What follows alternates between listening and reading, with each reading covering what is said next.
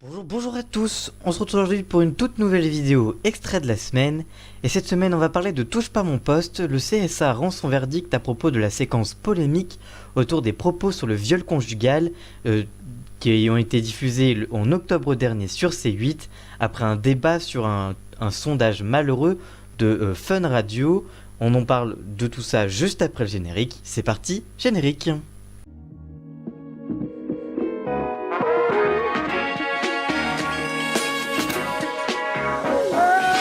On continue cette émission avec Touche pas à mon poste. Le CSA rend son verdict à propos de la polémique autour des propos sur le viol conjugal.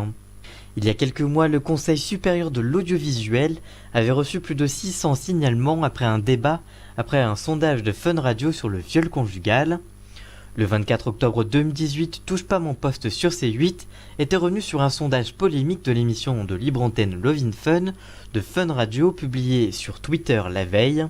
Dans ce tweet très maladroit et supprimé quelques heures plus tard, autour de la question du consentement dans le couple, était écrit, je cite, « Charlotte ne supporte pas que son mec lui fasse l'amour la nuit quand elle dort. Vous trouvez cela normal? On en parle ce soir à 22h avec Love in Fun, hashtag on s'exprime. » Les chroniqueurs de TPMP étaient invités à réagir sur cette affaire avec la question suivante, je cite, « Vous êtes choqués par la polémique ?»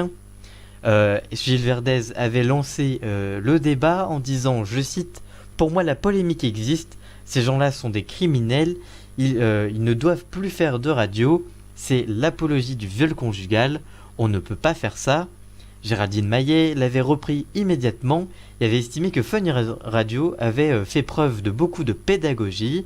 Je cite, « Mettre le mot viol pour ce cas précis n'a aucun sens, avait-elle conclu. » Delphine Vespizer avait poursuivi, je cite, « Des choses qui se font quand l'autre dort, c'est tout à fait mignon, c'est tout à fait sympa, si elle n'en a pas envie, qu'elle se sépare », reprise immédiatement par Nabila Benatia, qui lui avait fait remarquer, je cite, « Mais comment on peut savoir si elle est d'accord ou pas, étant donné qu'elle dort ?»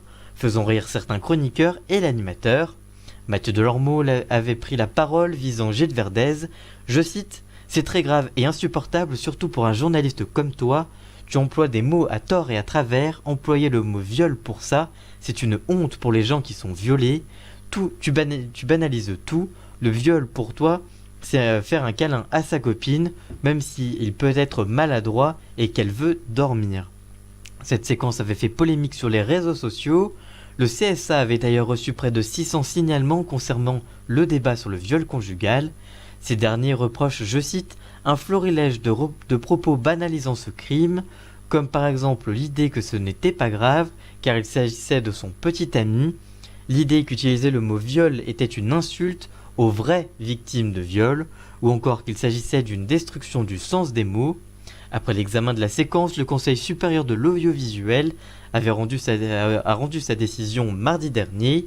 Il a révélé que certains propos tenus par l'animateur et les chroniqueurs avaient été, je cite, « particulièrement maladroits ». Il indique malgré tout, je cite, « Néanmoins, ceci ne visait pas à nier l'existence du viol conjugal ou à le minimiser ou à minimiser le traumatisme qu'il constitue. » Un chroniqueur puis l'animateur sont intervenus à plusieurs reprises au cours du débat afin de moduler les propos initialement tenus. Le CSA a donc communiqué à C8, je cite, « le vif émoi qu'a pu provoquer la séquence et les a invités, je cite, à veiller à ce que les discussions sur les questions complexes et sensibles ne conduisent pas à une, je cite, simplification extrême de leur enjeu. » Retrouvez donc Touche pas mon poste du lundi au vendredi à partir de 19h05 sur C8 avec Cyril Hanouna et toute sa bande. Que pensez-vous de cette émission? Regardez-vous l'émission? Que pensez-vous du rappel à l'ordre du CSA, pas vraiment de la sanction? Dites-nous tout ça en commentaire, on vous lira bien évidemment.